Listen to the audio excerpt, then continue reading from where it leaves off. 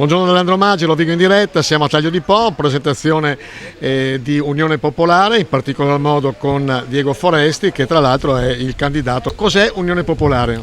La coalizione Unione Popolare con De Magistris, si chiama così, comprende ed è stata lanciata il 19 luglio a Roma sul presupposto di un appello sottoscritto da migliaia di persone e comprende appunto Rifondazione Comunista, Potere al Popolo, la formazione di De Magistris, che tra l'altro ringraziamo De Magistris che è il portavoce per avere accettato di fare appunto il capo politico per la legge elettorale senza avere nessuna garanzia di elezione. Ha scelto un campo coerente rispetto a tutto quello che lui ha condotto anche nelle 2 consigliature a Napoli, dove ovviamente ha fatto l'acqua pubblica, si è battuto contro le privatizzazioni, ha fatto la legge sui beni comuni, una garanzia, una certezza di una figura che si colloca nel campo della sinistra di alternativa agli attuali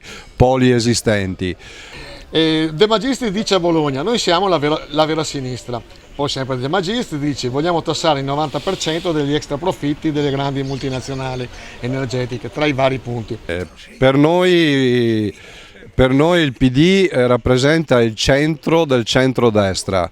Ecco, questo è il quadro. Dopodiché noi abbiamo questo compito importante che è quello di rappresentare la sinistra, diciamo, di alternativa nel nostro paese. Perché noi abbiamo un programma di sinistra, un programma socialista.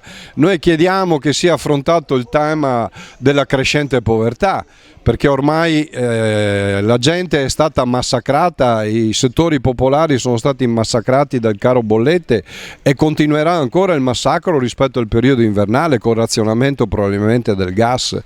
Non è ammissibile che mezza pensione vada via a pagare la bolletta, questo non è accettabile.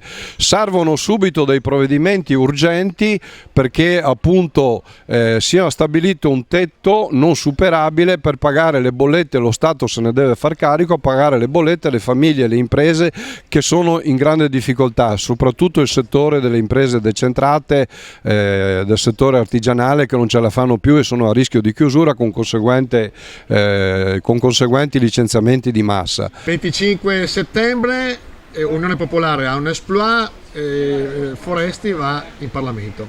La prima cosa comunque che faresti o che farai per il Polesine? Beh, guarda, io mi auguro che davvero, non dico un exploit, però sicuramente chiediamo agli elettori e alle elettrici di votarci. Noi vogliamo superare il 3%, che è la condizione che ci permette di portare finalmente i comunisti e la sinistra di alternativa in Parlamento, per ritornare a fare politiche a favore della gente e dei lavoratori che hanno maggiori difficoltà nel nostro paese.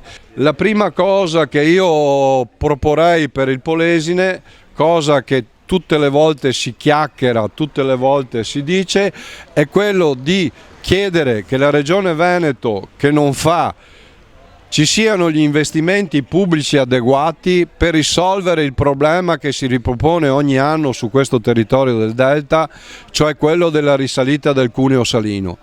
La risalita del cuneo salino, che anche adesso abbiamo avuto modo di verificare con l'emergenza siccità, con l'emergenza idrica, deve essere risolto. Non servono molti milioni, basterebbe fare una barriera idraulica a pila, dove i pescherecci spesso e volentieri hanno difficoltà a uscire alla bocca del Po per via dell'insabbiamento.